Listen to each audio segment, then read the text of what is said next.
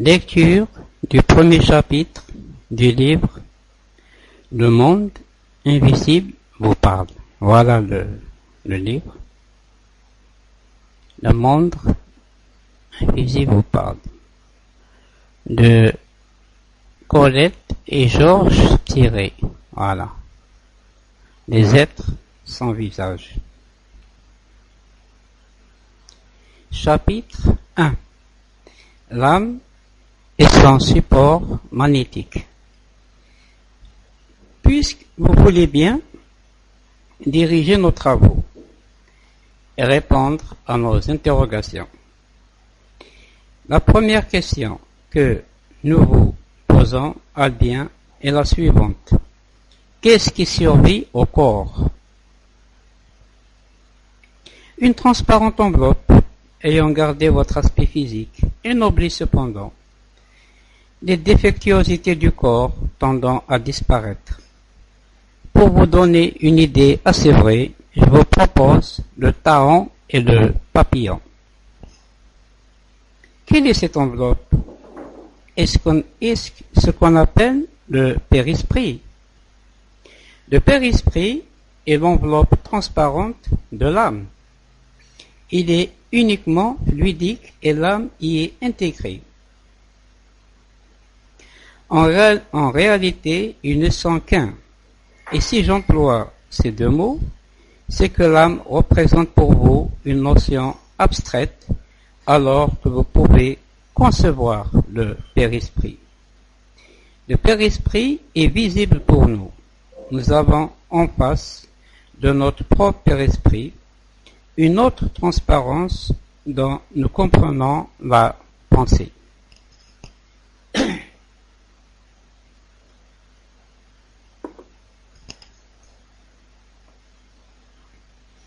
Le périsprit n'est-il pas obligé de se nourrir dans l'au-delà, de recharger son potentiel? Tel qu'il arrive dans l'au-delà, le périsprit subsiste jusqu'au moment de sa réincarnation. Ses besoins sont nuls. Tout ce qu'on pourrait dire, c'est qu'il se repaît de divine musique, car c'est, je crois, son seul besoin que cette avidité d'harmonie. Mais la nourriture est inconnue de lui. Il ne saurait s'accroître ou bien diminuer. Il est adapté au milieu magnétique et parfait. Vous serait-il possible de recourir à une explication scientifique de la nature du périsprit? Le périsprit est une émanation électrique de la cellule initiale et divine. Un ensemble de vibrations crépitantes et homogènes émises du grand noyau et réceptées par l'être astral.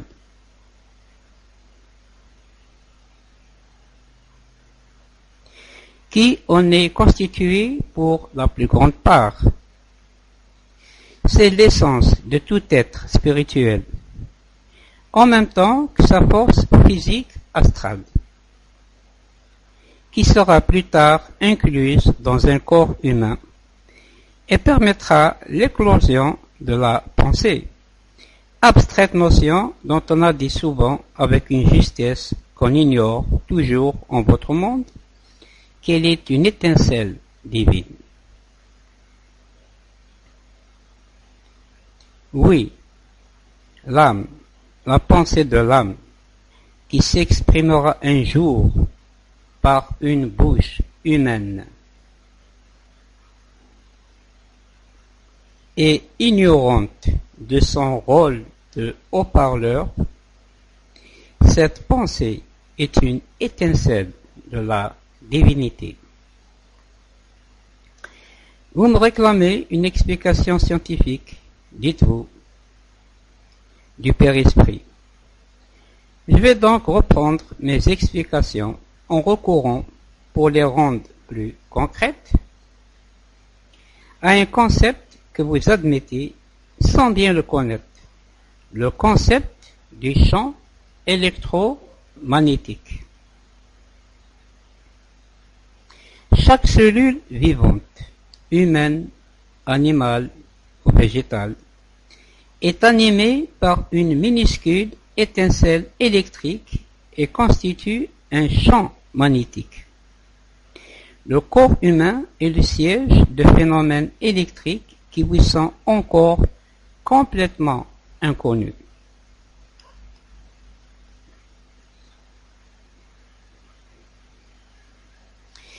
Il est parcouru par un flux électrique sans cesse vibrant et tournant en circuit fermé.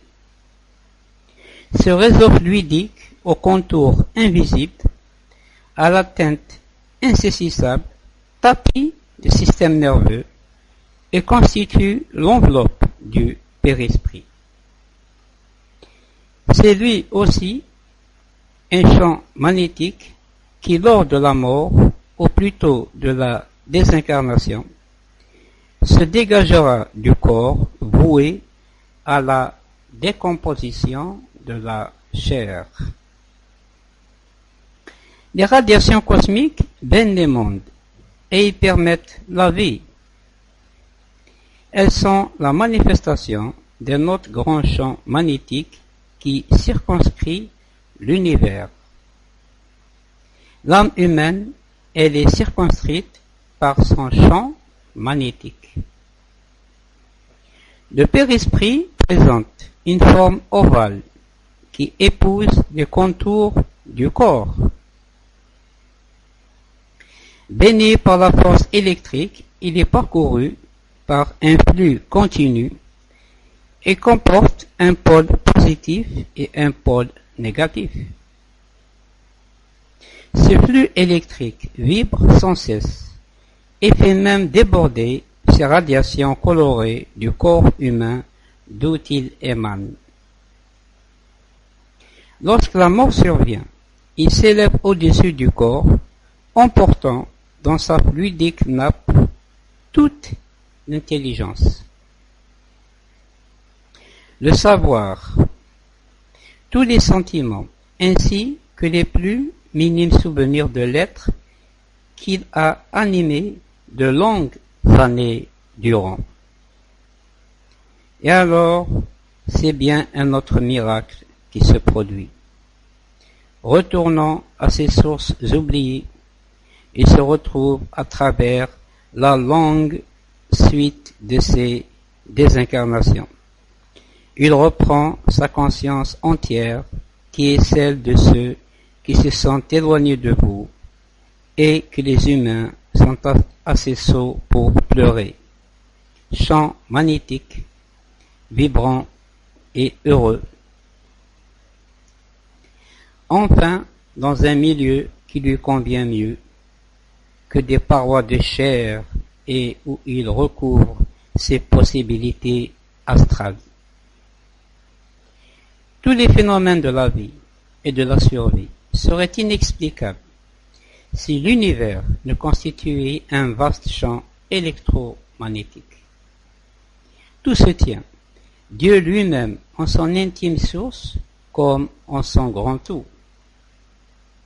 Dieu est champ magnétique et à partir de lui, immense courbure englobant l'univers et les astres qui tournent dans leur champ de gravitation. On peut, si l'on parvient, à se dégager un moment des dimensions habituelles qui enserrent l'être humain, on peut imaginer une brève minute le cosmos dans son ensemble cohérent. Mais si la minute est brève, si aussitôt le cerveau pèse, objecte, refute,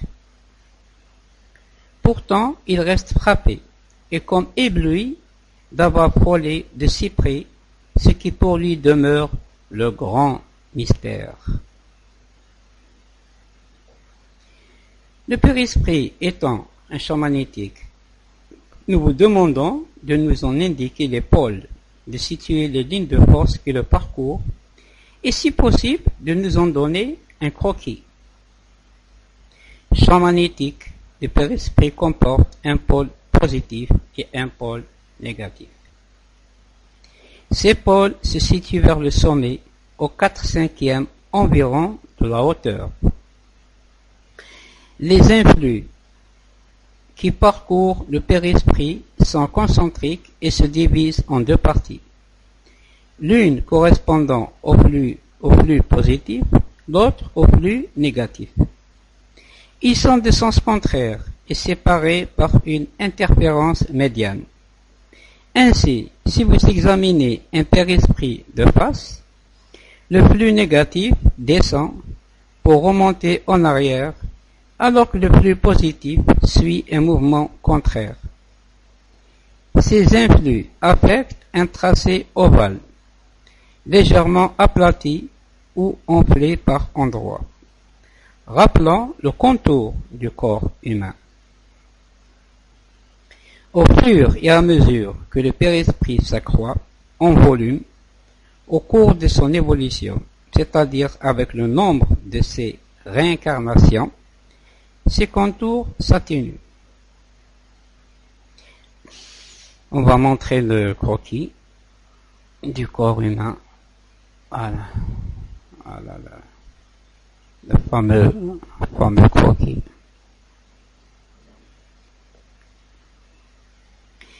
Estimez-vous qu'il soit possible, par une expérience de laboratoire et à l'aide d'un de nos instruments, de déceler la présence d'un périsprit? Le périsprit vibre en circuit fermé dans l'astral et dans le monde humain. Il faudrait un instrument bien sensible et qui se trouverait placé exactement au milieu de cette forme astrale pour en enregistrer les vibrations. Dans le corps humain, le périsprit s'extériorise par l'aura, et cette aura colorée est très sensiblement vibrante. Et pourtant, si les personnes proches en perçoivent les effluves attirants ou repoussants, et ce assez nettement, il n'est pas, ou j'ignore qu'il soit, un instrument capable d'enregistrer ces fluides si ténus et pourtant si appropriés à chacun des humains.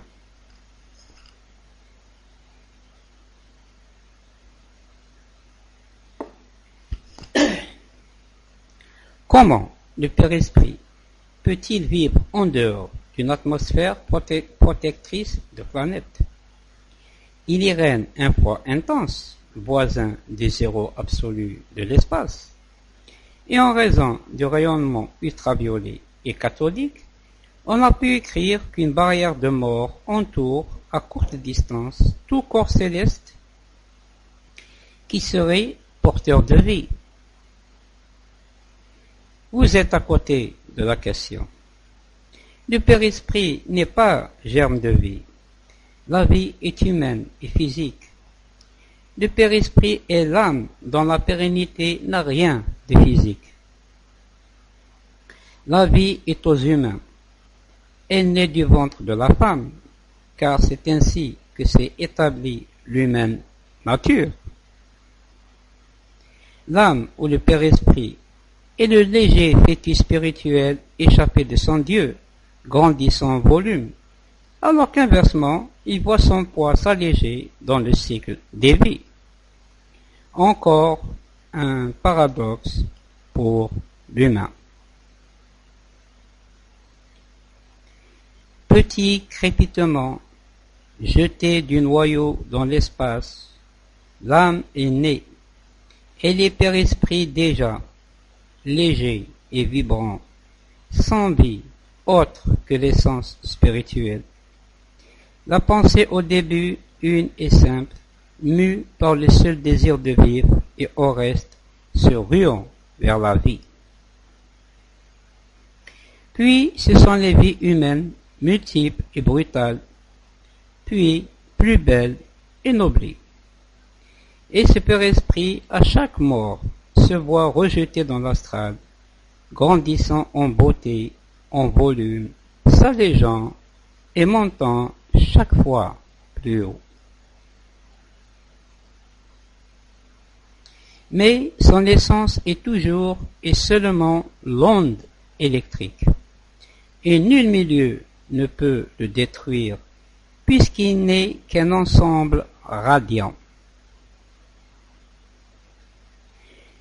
Sous forme d'un court chapitre, nous vous proposons de répondre à un négateur qui solliciterait des preuves de l'existence de l'âme et de la survie. Des preuves. Le cosmos toujours pareil à lui-même depuis l'origine des mondes. Le soleil toujours dans le ciel. Le nord immuable. L'âme des mondes. L'âme des sphères. L'animal doué d'un instinct de probité, de foi. Son regard qui vous suit, vous implore et se donne. L'âme de l'animal qui donne à soupçonner ce que sera l'âme humaine. L'âme humaine, divine lueur, parcelle du grand tout, faisceau des sentiments humains, embrasement, conscience humaine, voix intérieure si puissante, qui savent si bien et si longtemps tourmenter le juste qui a faibli. Cela, la sécrétion d'un cerveau, peut-on de bonne foi avancer semblable thèse? Sécrétion du cerveau, le remords après l'acte mauvais.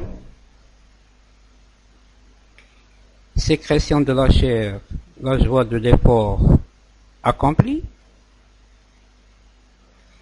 Sécrétion organique, la joie sublime du sacrifice voulu. Pauvre, 3 fois pauvre, celui qui peut ainsi concevoir l'être humain. L'âme, infime cellule, chargée de feu divin, qui se transmet d'un être à sa forme suivante, revit, meurt à nouveau, progresse sans cesse, tombe, souffre, monte, vibre, progresse encore, s'énoblit et qui s'accroissant lentement de l'infime parcelle devient la pure, la noble conscience divine. Des preuves, à tout instant elle éclate. Je ne veux pas ici arguer des manifestations spirites proprement dites, ni des apparitions spontanées, rien de tout cela n'est jamais accepté, sans sourire ou scepticisme.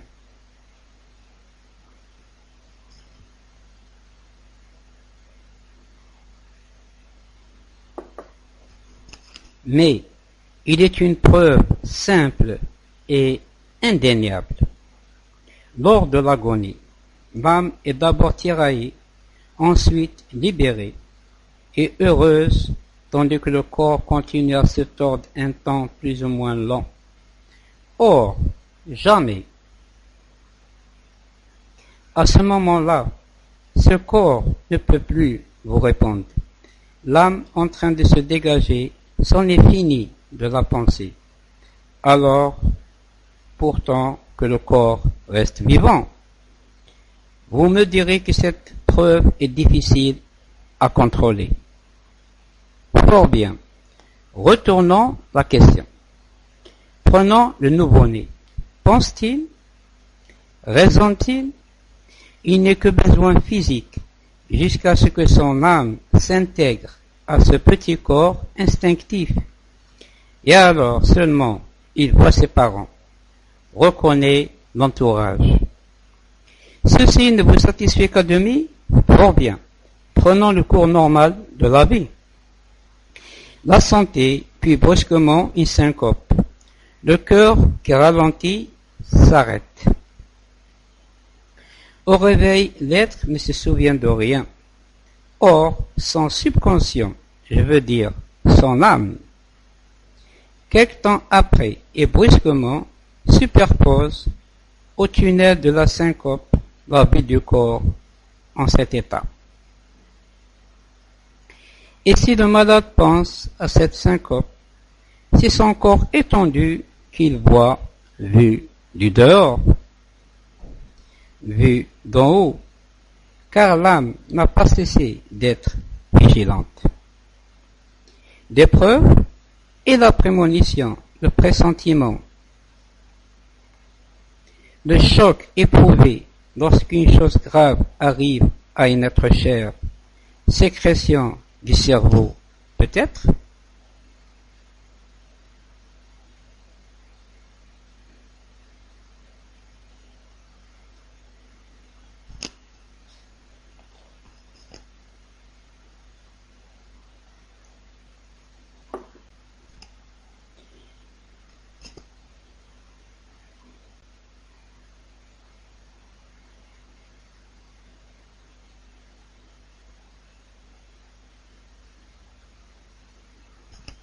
D'épreuve, je pense, donc je suis.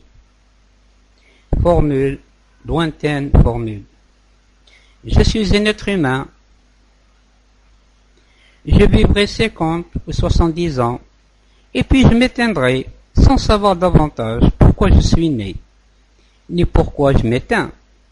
Mais alors le monde terrestre ne serait-il pas le pire monde de fous qu'on puisse imaginer?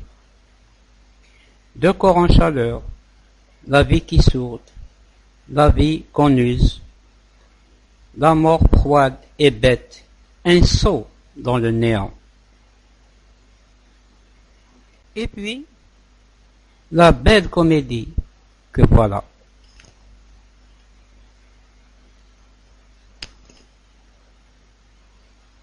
Et tous la vivraient sans rébellion, sans même s'étonner. Le seul fait que les hommes acceptent la vie, ses tristesses, ses épreuves, ne procède-t-il pas de l'obscur mais puissant sentiment qu'ils ont du destin, de l'existence de Dieu, partant de l'existence de l'âme? Combien se suicident, refusent la vie parmi la multitude innombrable des humains? Une infime partie, car en chaque être l'âme veille. Fidèle dépositaire du divin, impossible à fuir puisqu'elle en est la pensée. Le Créateur n'a pas voulu d'une âme concrète. Ce qui donne du prix aux choses, c'est leur beauté abstraite. Seul un être grossier s'arrête longtemps à la forme concrète. Et l'âme, cette essence, ne se voit, ni ne se palpe, ni ne se pèse. Elle règne sur l'être, impondérable, insaisissable et toujours vigilante.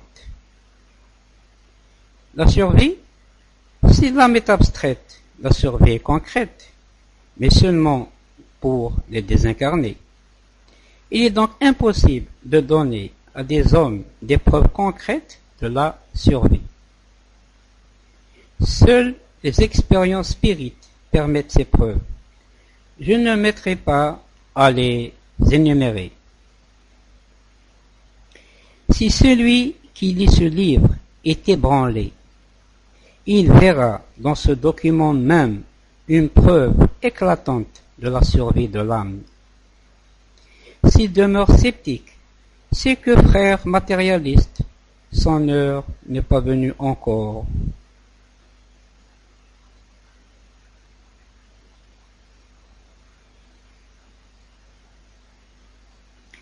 D'effleurer ses problèmes.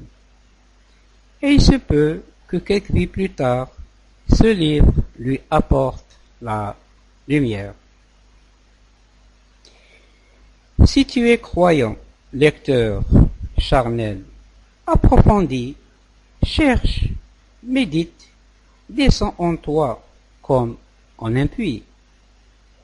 Tu seras peut-être étonné de la profondeur des replis de ton être intérieur et tu sentiras nettement que ce puits est ton âme immortelle encore souvent obscur. Mais si tu le veux, tu sauras l'éclairer des rayons de la foi, et ton âme énoblie t'en récompensera d'un pur Alléluia.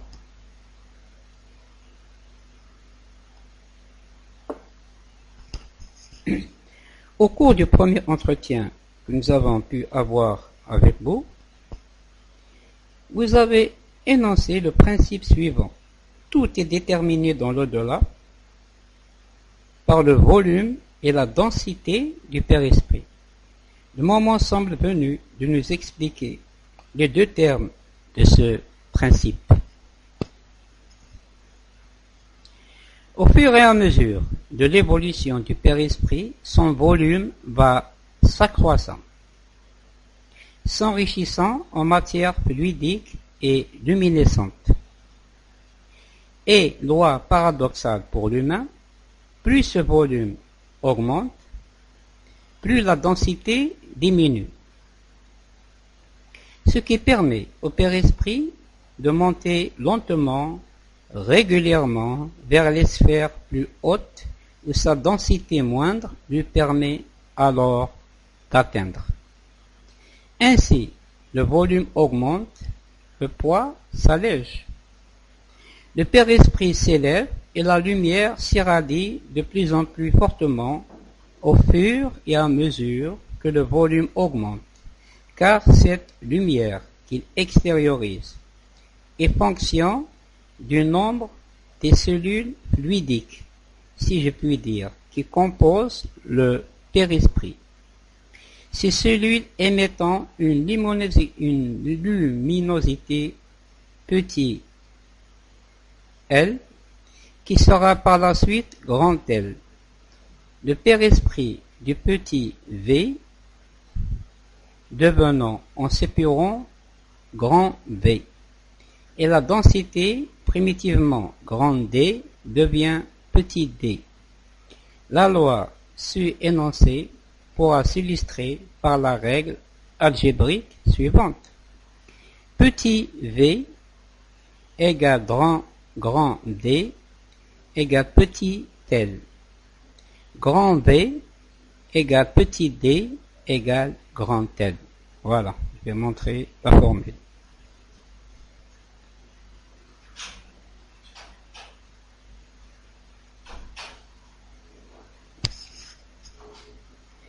Reprenons maintenant ces notions de densité et du volume du Père-Esprit. Premièrement, la densité du Père-Esprit. Les défauts ont chacun leur poids propre pendant la vie, aussi bien physique que spirituelle. Toutes les fois que l'on se laisse aller à satisfaire un vice, ce n'est pas improprement que l'on ressent une lourdeur souvent traduite par le dégoût moral. C'est ce qui alourdit l'âme et c'est la seule chose terrestre. Au surplus, secrète et indiscernable, que l'âme conserve du corps humain. Le Père-Esprit quitte le corps, gardant de son passage sur terre le souvenir des défauts graves, son poids représentant la somme de ces défauts. Les qualités, elles, ont tendance à alléger le fardeau, mais de même qu'elles se traduisent dans l'aura par des teintes claires, leur apport de légèreté est moindre, toute chose égale, que le poids dans chaque défaut est tributaire. C'est donc ce poids qui règle l'évolution du Père-Esprit tant que les défauts existent. Lorsqu'ils s'effacent, les qualités seules demeureront preuve de l'évolution terminée. La légèreté du Père-Esprit devient idéale. Deuxièmement, le volume du Père-Esprit. Plus le champ magnétique du Père-Esprit est vaste, plus la vie spirituelle est intense.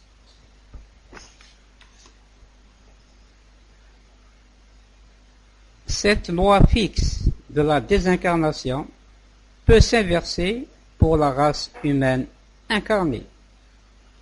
Alors que, dans l'au-delà, la perfection morale se traduit par un Père-Esprit qui s'accroît et s'éclaire, par contre, la loi joue inversement dans les mondes habités. Les êtres vastes, aux amples formes physiques, sont les moins évolués. Alors qu'une apparence humble et chétive abrite une âme presque belle. Ainsi la planète astragale, monde de la perfection humaine, est habitée par des êtres minuscules. Par contre, l'au-delà divin et ses paradis comme Saturne sont emplis de belles et sculpturales formes de Père-Esprit aux proportions grandissantes avec l'élévation des espaces astraux.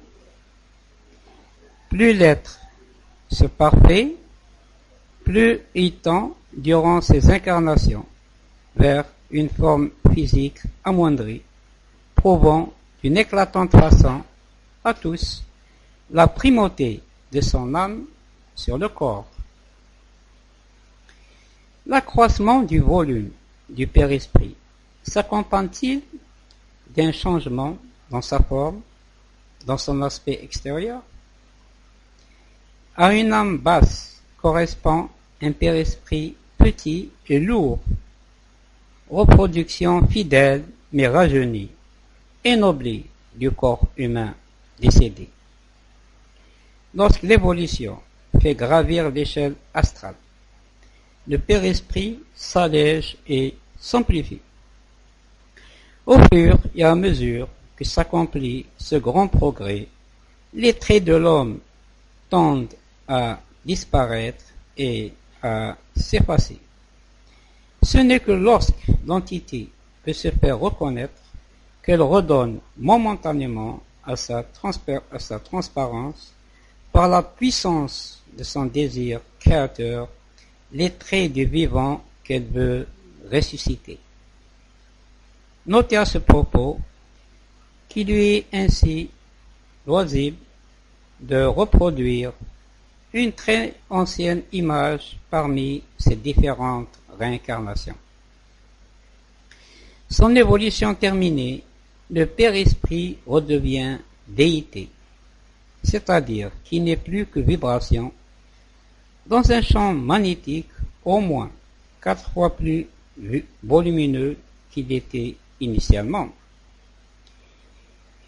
Est-il possible de trouver un rapport mathématique entre l'accroissement du volume grand V et la diminution de la pesanteur grande D du Père-Esprit au cours de son évolution?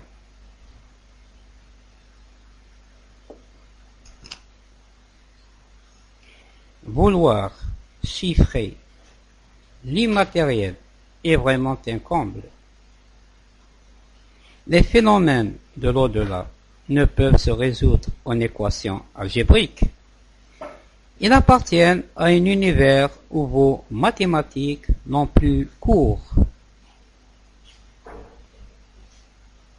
Par quel phénomène, lors de la désincarnation, le Père-Esprit monte-t-il, quittant ainsi le champ magnétique de la Terre? Imaginez un ballon gonflé d'hélium. Coupez les amarres qui le retiennent à terre, plus léger que l'air atmosphérique, vous le verrez monter très haut. Pourquoi? Parce que sa densité le lui permet, le lui ordonne. Le phénomène est exactement le même pour le Père-Esprit. La mort est venue couper ses liens terrestres et son ascension dans l'éther est commandé par sa densité. Il subit alors une autre attraction, celle d'un champ magnétique plus vaste encore, celui de l'au-delà. Expliquez-nous maintenant le phénomène inverse. En vertu de quelle loi naturelle le Père Esprit se trouve-t-il dans l'obligation de se réincarner?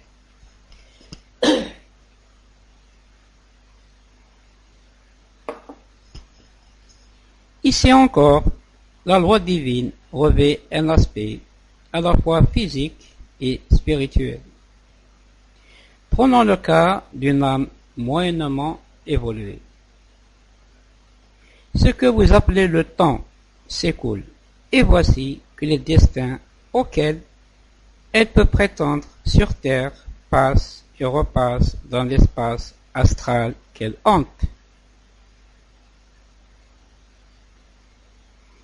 Ils passent concrétisés sous forme de radiation. Vous le comprendrez plus tard peut-être. D'abord, notre âme contemple avec indifférence, inertie, ces schémas de vie future. Un jour pourtant, l'intérêt s'éveille. L'entité se souvient de la Terre. Elle n'a pas la possibilité encore de goûter à toutes les joies de l'au-delà. Son évolution est loin d'être achevée. Et pour cette raison, la vie incarnée présente pour elle un certain attrait. Elle pense qu'elle pourrait choisir tel destin de préférence à tel autre, qu'une certaine catégorie d'épreuves serait plus aisément subie par elle que celle de sa dernière existence humaine, et qu'elle pourrait ensuite monter plus haut, car dans l'échelle astrale, elle se rend compte qu'elle n'occupe qu'un niveau médiocre. Bref, curiosité des choses de la terre, vieux souvenirs réveillés, et surtout la dévorante du mieux. Mieux encore, devenir meilleur, reconsidérer l'endroit où l'on végète, contempler au-dessus de soi des êtres plus aériens, et souffrir, comme souffre dans sa chair un être humain blessé, souffrir de son poids, en souffrir comme d'un mal physique, ressentir son poids, inexplicable pour vous, voilà pourtant la loi physique de la réincarnation obligatoire. L'entité veut s'élever, n'y parvient pas, et son essence s'en trouve meurtrie. Sa souffrance devient insupportable. Il lui apparaît que ne pas progresser, c'est déchoir, et ce supplice à la fois physique et moral, il lui faut l'alléger. Vite, psyché, penche-toi sur ce futur qui passe à ta portée. Choisis, mais réfléchis longuement sur ton choix. Es-tu courageuse? Les plus diverses épreuves s'offrent à tes sens aiguisés. Certes, c'est ta souffrance que tu vas désigner, mais tu sais, tu as la merveilleuse connaissance. Ensuite, tu iras plus près de ton Dieu plus haut.